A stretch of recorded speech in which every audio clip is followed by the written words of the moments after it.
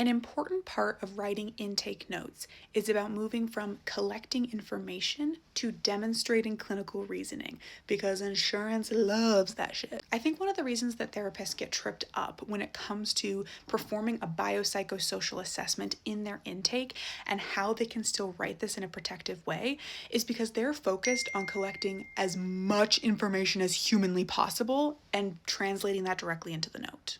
If you look at any general template for an intake in an EHR, it's going to have a billion tabs with a billion questions with a ton of information that you could include. And some therapists see this as stuff that they have to include. But I believe that you can write a thorough and compliant biopsychosocial assessment and intake note without including every single detail from the client's life and by still protecting their privacy and confidentiality. This is where case formulation and clinical reasoning comes into play. You understand how insurance companies are going to look at an intake assessment, you're better able to give them all the information that they want in order to ensure that your documentation is compliant while still protecting all the personal details that don't need to be in there.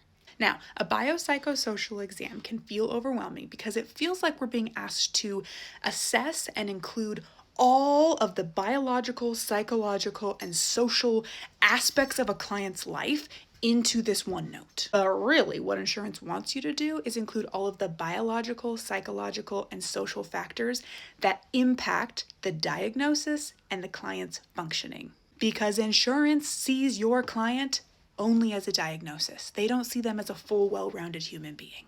So case formulation is an important part of writing an intake note because it takes what we've already talked about, which is justifying the diagnosis and demonstrating medical necessity, and it bridges it into how you are developing an appropriate treatment plan that will guide the rest of your documentation. I've talked about the golden thread theory before, but basically insurance wants everything in your documentation to lead in a straight line. We have the symptoms, which leads us to the diagnosis, which leads us to the functional impairment and the medical necessity, which leads us to the treatment plan, which leads us to ongoing assessment. I've said it once and I'll say it again. Your biopsychosocial is not actually a complete biography of your client. It is all the information about your client that is relevant to their diagnosis, their symptoms, and their functional impairment.